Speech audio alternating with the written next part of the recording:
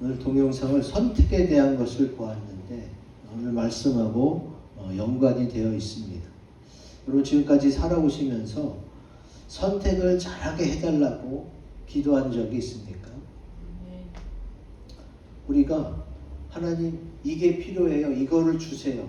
이런 식의 기도는 많이 한 것 같은데 하나님 내가 어떤 걸 선택하든 잘 선택하게 해주시고 아까 오대신 목사님의 말씀은 뭐예요?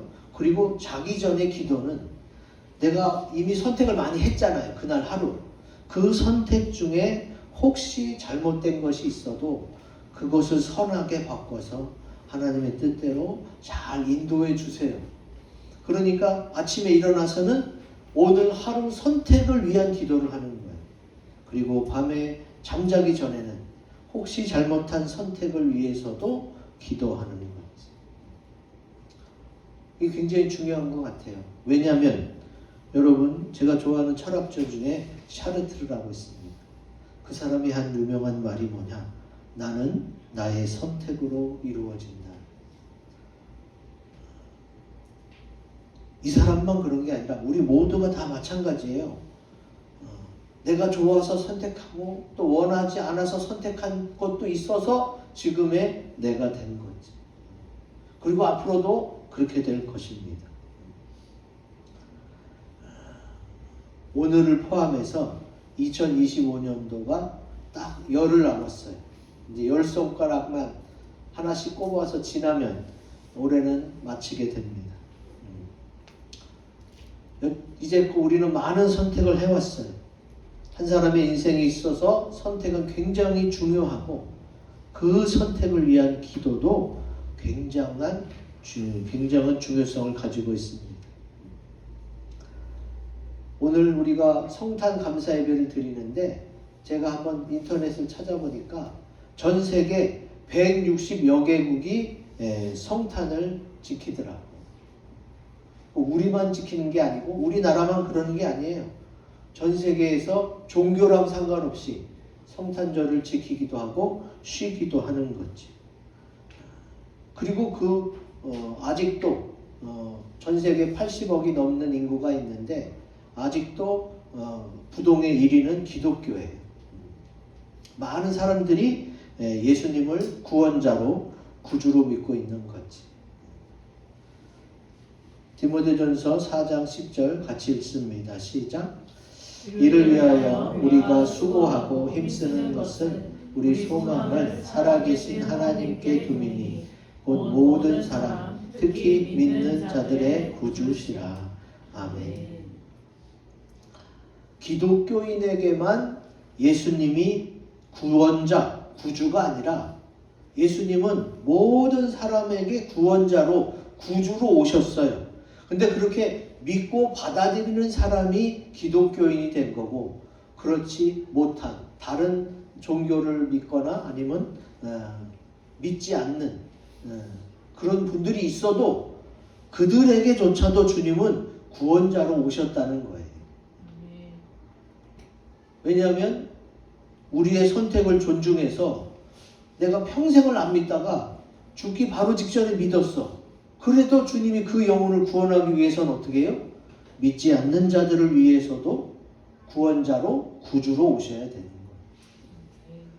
우리의 선택을 존중해서 우리가 사는 평생 동안 70이면 70, 100살이면 100살 평생 동안 선택의 기회를 주시는 거지. 오늘 말씀을 통해서 여러분 후회 없는 선택을 하시고 또 그 선택을 위한 기도도 열심히 하셔서 열흘밖에 안 남은 올해 마무리를 잘 하시기 바랍니다. 아멘. 자, 그러면 구원자 되신 예수님이 왜 오셔야 됐느냐? 이유는 알아야죠. 자, 크고 굵은 것이 같이 읽어봅니다. 시작. 자유를 구하는 자들의 기도 때문입니다. 아멘. 뜬금없다고 생각할 수 있는데 오늘 말씀에 나와 있는 내용입니다. 이사야 19장 20절 같이 읽어봅니다. 시작. 이것이 애굽 땅에서 만군의 여호와를 위하여 징조와 증거가 되리니 이는 그들이 그 압박하는 자들로 말미암아 여호와께 부르짖겠고 여호와께서는 그들에게 한 구원자이자 보호자를 보내사 그들을 건지실 것임이라. 아멘. 자, 이사야는 구약 성경입니다. 구약 성경은 오실 메시아, 구원자 대신 예수님을 증거하는 건데, 특히 이사야 선지자가 예수 그리스도에 대해서 가장 많이 증거한 선지자예요. 여기 보면은 그 압박하는 자들로 말미암아 여호와께 부르짖겠고, 이 압박당하는 자들이 하나님께 부르짖는 게 뭐겠어요? 자유죠, 자유. 엄청나게 압박을 당하니까 여기서 벗어나고 싶은 거예요. 자유를 얻고 싶은 거예요. 그래서 이 압박에서 벗어나게 해주십시오 하고 부르짖는 그 자유를 구하는 자들을 위해서 주님이 어떻게 해요? 그들에게 한 구원자이자 보호자를 보냈다는 거예요. 그래서 예수님이 오신 거예요. 하나님이 세상을 지어놓고 하나님 뜻대로 필요할 때 예수님도 보내고, 이런 시각으로 바라볼 수도 있어요. 근데 여러분이 주님을 믿으면 아시겠지만 하나님은 준비 없이 계획 없이 일하시는 분이 아니거든요. 무슨 일을 이루실 때는 미리 준비도 하시고 이 일을 이루시기 위해 미리 기도도 하시는 분이에요. 그러니까 하나님이 모든 천지 만물을 지으시고 주관하시면서 또 죄에 빠져서 압박당하는 우리들에게 어떻게 해요? 구원을 베푸시려고 예수님도 보내주시는데, 그들의 기도를 받아서 그들의 기도 때문에 여호와께 부르짖는 그의 기도에 응답하고자 어떻게 해요? 예수님을 보내셨다는 겁니다. 여러분, 이사야 19장은 애굽에 대한 말씀이에요. 이게 성경에 보면 주석에도 다 나와 있어요. 근데 성경에서 주로 애굽은 영적으로 세상을 뜻합니다. 여러분, 이스라엘 백성이 애굽에 들어갔다가 너무 번성하니까 애굽에 종살이를 하게 됐어요. 무려 430년간. 그 종살이하던 애굽에서 하나님이 어떻게 했어요? 지도자 모세를 통해서 애굽에서 이끌어내야 갖고 가나안 땅에 들어가게 하시지. 그때도 그 애굽이 뭐예요? 영적으로는 세상이고, 하나님이 이 세상에서 열심히 예수 믿고 살던 우리들을 저 천국으로 인도하실 줄로 믿습니다. 이거 외에도 애굽이 많이 등장하는데 많은 부분 애굽은 세상을, 또 거기서 건져내는 하나님은 구원자이신 하나님으로 등장합니다. 압박당하는 자들이 뭘 구하겠어요? 그들이 자유를 찾아 구합니다. 그리고 하나님은 그들의 기도를 들어주셔서 이 세상의 구원자이신 예수님을 보내주신 줄로 믿습니다. 아멘. 이 말씀이 성경에 나와요. 누가복음 4장 18절 같이 읽습니다. 시작.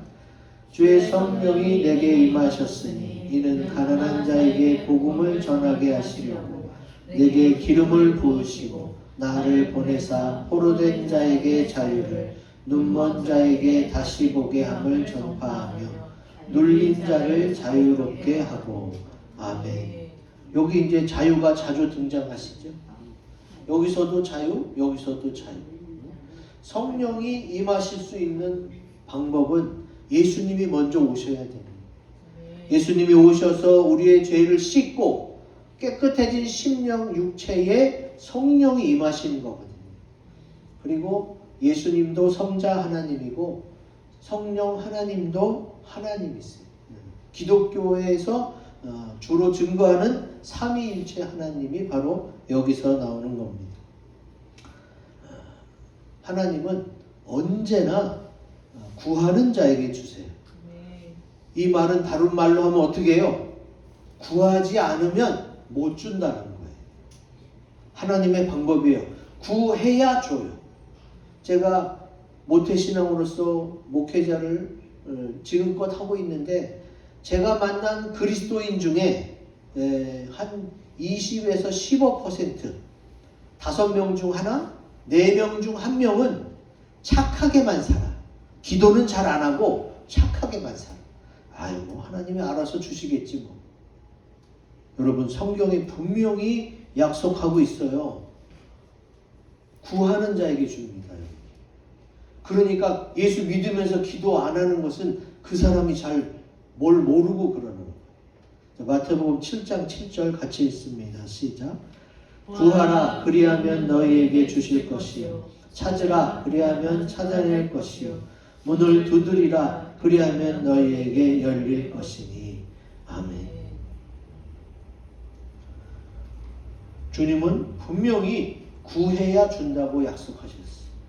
아니 내가 구하지 않아도 내 마음을 알잖아요. 자, 분명히 주님이 말씀하셨어요.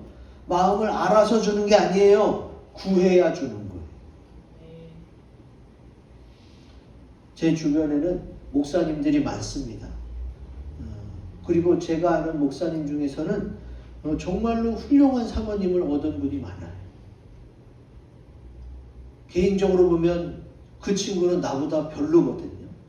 저만 그런 게 아니라 다른 사람도 다 인정할 정도로 정말 별로였던 그 친구들이 사모님을 굉장히 잘 얻었어요.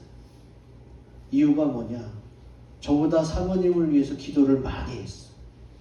그래서 그 기도에 져서 제가 그 친구를 인정하지 않을 수가 없어요. 여러분, 개인적인 능력 아무 소용없습니다. 개인적으로 잘나고 똑똑해봤자 기도 많이 하는 게 목회에서 성공하는 거고 주님의 뜻대로 사는 거예요. 왜? 주님이 분명히 약속했거든요. 구하면 준다고. 저도 구하긴 구했거든요. 근데 더 많이 구한 자에게 갈 수밖에 없는 거잖아요. 아직도 기독교인 중에는 많은 분들이 로또 복권을 삽니다. 그렇게 사지 말라고 해도 사요. 뭐 그거 사는 개인적으로 사면 어쩔 수 없잖아요.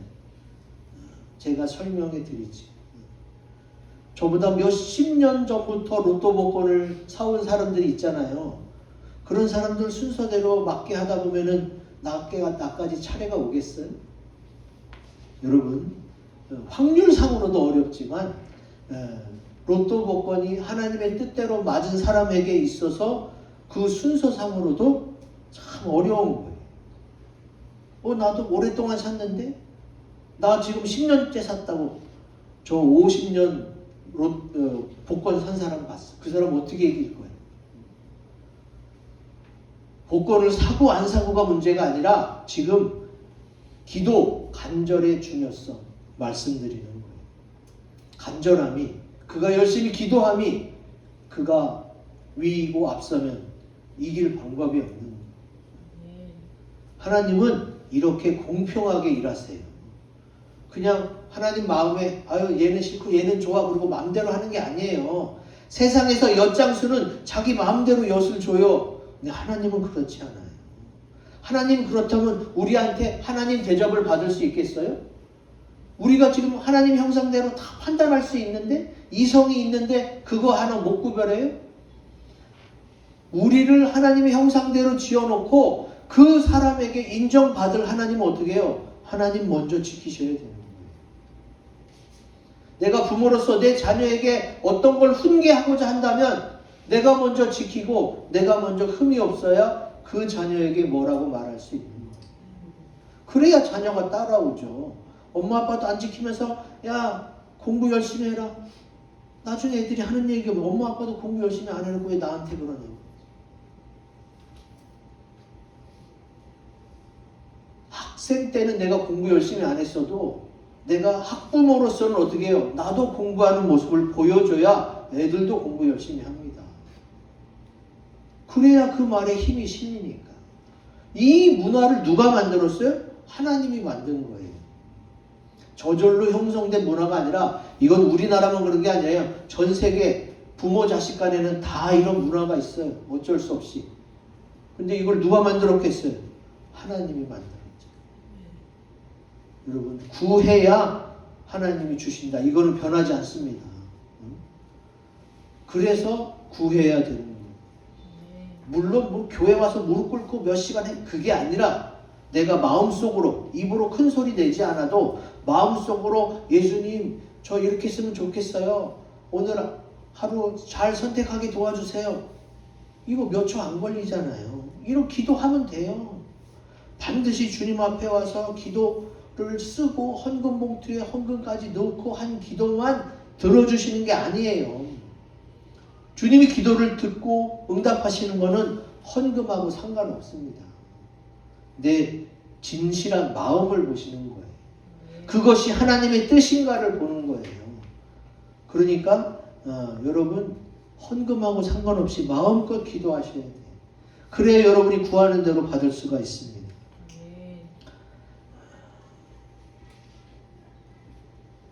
우리의 구원자 되신 예수님이 이 땅에 오신 것도 아까 성경 말씀에 써있죠. 압박당하는 자가 부르짖었어요. 그랬더니 하나님이 그 부르짖음을 듣고 어떻게 해요? 예수님을 이 땅에 보내주신 거예요.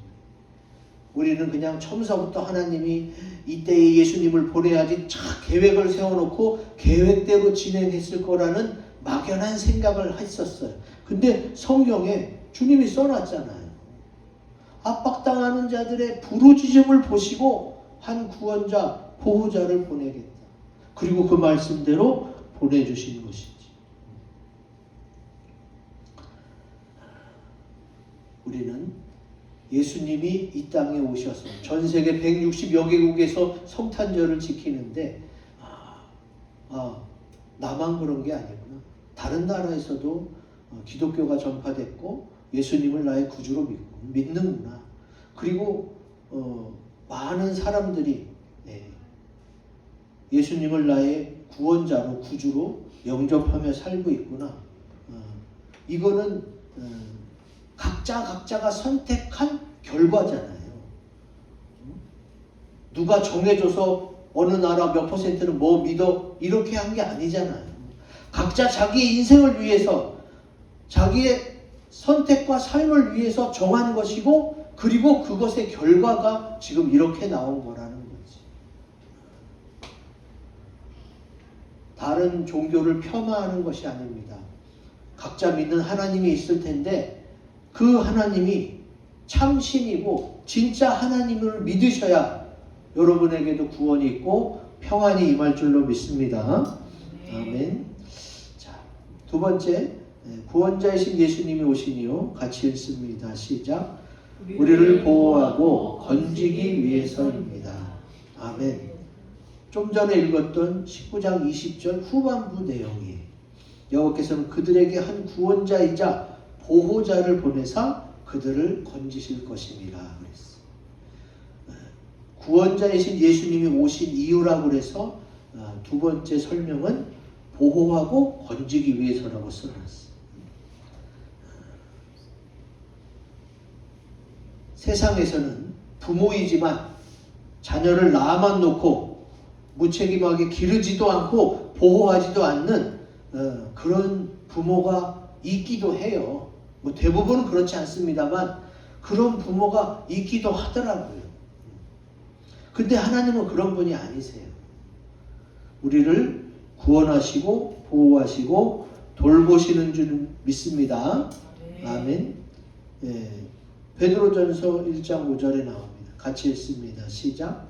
너희는 말세에 나타내기로 예비하신 구원을 얻기 위하여 믿음으로 말미암아 하나님의 능력으로 보호하심을 받았느니라.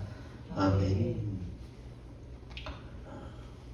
하나님의 능력으로 예수 그리스도와 성령께서 또 믿는 자를 동원해서 어떨 때는 날씨까지 주장하시면서 우리를 보호해 주시는 분이에요. 그리고 보호만 해주시나요? 주님은 여러 가지 환난과 어려움에서도 우리를 건져주시는 줄로 믿습니다. 아멘. 성경에 나옵니다. 시편 35편 10절 같이 읽습니다. 시작. 내 모든 뼈가 이르기를 여호와와 같은 이가 누구냐. 그는 가난한 자를 그보다 강한 자에게서 건지시고 가난하고 궁핍한 자를 노력하는 자에게서 건지시느니라 하리로다. 아멘. 가난한 자를 강한 자에게서도 건지시고 또 노력하는 자에게서도 건지시고, 그러니까 주님의 건지심을 우리가 많이 받아야 돼요. 우리는 어디에 위험이 도사리고 있고 어디에서 속고 어디에서 넘어질지 또 어디는 어느 수렁에 빠질지 우리는 잘 몰라요. 왜? 이제까지 한 치 앞도 모르고 살아왔어. 그냥 대다수 사람들이 이렇게 하면 안전하다 하는 그것을 쫓아 지금까지 살아왔는데 하나님은 아시잖아요. 내가 지금 어디에 빠져 있고 무엇에 문제에 걸려 있는지 주님은 아시죠. 그래서 딱 한 번 건지면 되는 게 아니에요. 강한 자에게서도 건지셔야 되고 나를 속여서 노력하는 자에게서도 주님의 건지심을 받아야 되는 거지. 제가 처음 면허를 따고 제 차를 가진 게 티코였어요. 소형차 티코. 지금은 나오지도 않습니다만 그때는 이제 운전 처음 연습하고 막 이럴 때 사고가 났어요. 그러니까 난 겨울에 미끄러져서 원래 가다 서야 되는데 안 쓰고 한 10m 더 미끄러진 거죠. 그러다가 이제 세단차, 좋은 차랑 딱 접촉 사고가 있었는데 그 사람이 나와서 막 윽박지르면서 막 뭐라 그러는 거예요. 저는 이제 차가 미끄러져서 멈춰야 될 시간에 안 멈추고 쭉 가서 박았으니까 나는 내가 잘못한 줄 알고 막 이러고 있는데 그때 이제 저 맞은편에 있던 사람이 와서는 내 대신 싸워주는 거예요. 이 차가 미끄러지만 당신이 신호 안 지키고 좌회전해갖고 들어와서 부딪힌 거 아니냐고 하면서 내가 할 말, 나는 모르잖아. 교통법규도 모르고 사고도 처음 당해서 잘 모르는데 그 사람이 막 싸워주니까 이 사람이 열받아가고 당신이 뭔데 여기 참견하냐고 막 물어. 그래서 잘 해결됐어요. 그리고 저는 제가 개인적으로 고치는데도 보험으로 해갖고 한 10,000원 정도밖에 안 들었어. 내 차도 고장났고 저 차도 고장났어. 제가 이 말씀을 준비하면서 한 20 몇 년 전 사건이 기억이 나서 이야 맞아. 그때 주님이 나를 건져주지 않았다면 교통법규도 잘 몰라서 따질 줄도 모르고 교통사고도 처음 당해서 이거 차대차 사고였지만 그냥 온팡 뒤집어 쓰고 당할 판에 다른 사람이 알지도 못하는 사람이 처음 본 사람이에요. 그 사람이 나서서 내 대신 싸워주는 거지. 아는 사람도 아닌데. 그런 은혜를 받았어요. 주님께. 그리고 뭐 그 사람을 제가 뭐 어떻게 하려도 그렇게 막 싸움이 날라고 그러니까 이 사람은 막 싸워주다가 그냥 갔어. 그래서 제가 이제 대충 알아듣고 접수해갖고 해결된 적이 있는데 그런 경우가 한두 번이 아닙니다. 모든 걸 다 알고 모든 걸 다 잘할 수는 없어요. 그러다 보니까 세상에서는 부딪히기도 하고 싸움도 나죠. 근데 이걸 잘 마무리하는 것도 참 좋은 일인데 그렇게 되기가 쉽지 않아요. 이런 여러 가지 환난에서 궁핍에서 어려움에서 주님이 도와주시고 건져주신 거지.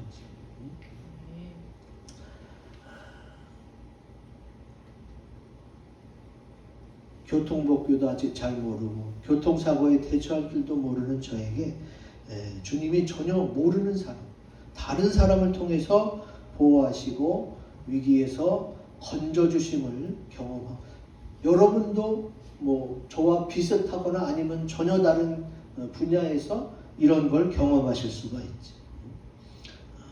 주님은 그런 분이세요.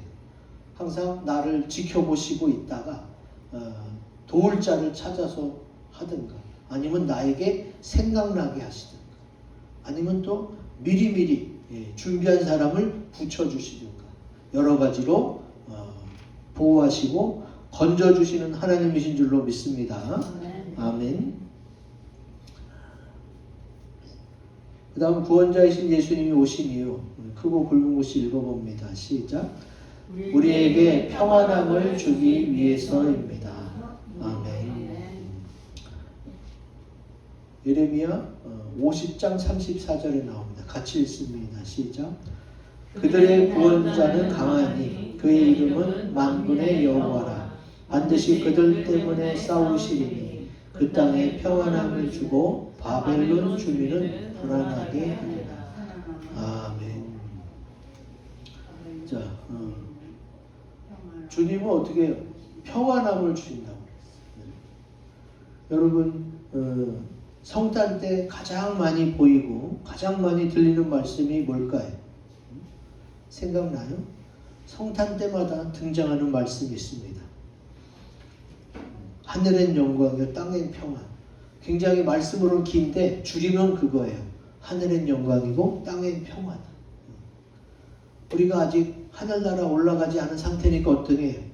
우리 이 땅의 평화가 우리에겐 절실한 거지. 누가복음에 나옵니다. 성탄 때 가장 많이 등장하는 말씀 같이 읽겠습니다. 시작. 지극히 높은 곳에서는 하나님께 영광이요 땅에서는 하나님이 기뻐하신 사람들 중에 평화로다 하니라. 아멘. 하늘엔 영광 알겠어요. 근데 이 땅엔 평화. 우리가 어려서부터 평화 그러면 평화통일을 많이 생각해요. 많이 떠올려. 왜? 평화라는 단어를 그렇게 흔하게 안 썼거든요. 근데 평화만 생각하지 말고 평안, 안녕을 생각하면 돼요. 우리나라에 안녕하세요. 밤새 안녕하셨습니까? 이 안자가 평안할 안자예요. 평안할 안자. 그리고 이스라엘도 샬롬 이렇게 인사합니다. 샬롬. 근데 그 샬롬이라는 단어가 평안이라는 거예요. How are you? 어떻게 지내? 잘 지내? 그 잘이 뭐예요? 웰이고 평안이에요. 주님은 이 땅에 평화, 곧 사람들에게 평안함을 주시려고 이 땅에 오신 줄로 믿습니다. 아멘. 주님께서 우리에게 허락하신 게 그거거든요. 한 치 앞도 모르지만 내가 하나님이 있으니까 하나님이 살아계심을 믿고 나한테 모든 걸 맡겨. 왜? 하나님은 앞으로 어떻게 될 줄 아시잖아요. 하나님은 무슨 일이 일어나고 어떻게 보호하실지 하나님은 아시잖아요. 그러니까 내 인생을 하나님께 맡기고 아침에 일어나서 기도하고 하루 일을 마치고는 잠자기 전에 또 기도하고 이렇게 맡기는 삶을 살라는 거예요. 여러분 사실 우리가 이 세상에서의 평안을 구해요. 눈에 보이는 이 세상에서의 평안도 중요하지만 눈에 보이지 않는 내 마음의 평안도 있어야 사람이 행복감을 느껴요.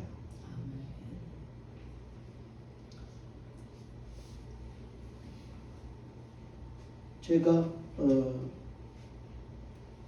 저희 어머니가 이제 다발성 뇌경색, 한마디로 치매, 그 초기 단계가 와서 알게 된 사실이 뭐냐? 불안을 느낀다는 불안. 그게 질문사항에 있어요. 인지능력 테스트에서 할머니 요새 마음이 어때요? 불안해요? 치매에 걸린 사람은 사실 할머니가 자식 다 키워놨겠다. 자녀들 다 결혼하고 자리 잡고 잘 사는데 걱정 의심이 뭐가 있겠어. 이제 하나님이 부르시면 가면 되는 거야. 근데 마음이 불안해. 저는 그거를 병원 가서 사회복지사 선생님에게 들어서 알게 된 거예요. 인간적으로는 불안할 게 하나도 없어. 왜? 나는 이제 살 만큼 살았고 내 자녀는 다 알아서 잘 살고 있고. 근데 뭐가 걱정이? 마음의 평안이 없어지는 거예요. 뭐예요? 생각의 힘이 약해지니까 마음의 평안이 없어지더라고요. 여러분 굉장히 중요합니다. 내가 돈이 많아서 막 행복하고 평안한 게 아니에요. 돈 많은 사람들이 하는 얘기예요. 돈은 많으면 좋을 줄 알았는데 많으면 그거 지키고 그거 어떻게 굴리고 또 그걸 계속 유지하느라고 더 바쁘고 더 신경쓰이게 걸린다. 돈만 있으면 행복할 줄 알았는데 그게 아니더라는 거죠. 그러면 내가 정말 행복함을 느끼려면 어떻게 해야 돼요? 마음의 평안을 찾아야 돼요. 마음의 평안. 근데 자꾸 불안해지는 걸 어떻게 하겠어요?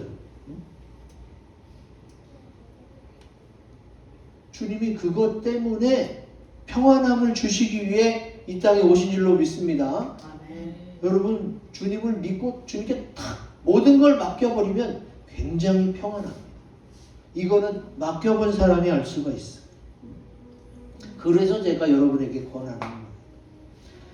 이 세상에서 눈에 보이는 평안, 어떤 사건 사고가 안 나고 또 문제가 안 생기는 거, 그리고 다 잘 되는데도 내 마음이 불안하면 그것도 행복하지 않으니까.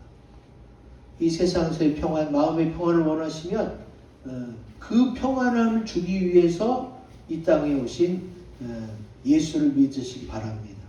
그분을 구원자로 영접하고 믿으시면 쉼을 얻을 수가 있어요. 마태복음 11장 28절 같이 읽습니다. 시작. 수고하고 무거운 짐진 자들아 다 내게로 오라. 내가 너희를 쉬게 하리라. 아멘. 주님이 말씀하시는 이 쉼이 뭐겠어요? 평안을 말씀하십니다. 왜? 평안을 주러 예수님이 오셨기 때문에. 예수님이 무슨 잘못이 있어서 십자가를 지고 어떤 죄를 졌길래 그 몸에 온 물과 피를 다 쏟으셔야만 했습니까? 주님은 주님의 죄 때문에 그런 게 아니에요. 나의 죄 때문에 나의 평안함을 주려고 주님이 그렇게 십자가를 대신 지신 것이지. 이제 이 말씀을 기억하면서 우리 다짐하는 시간을 갖겠습니다.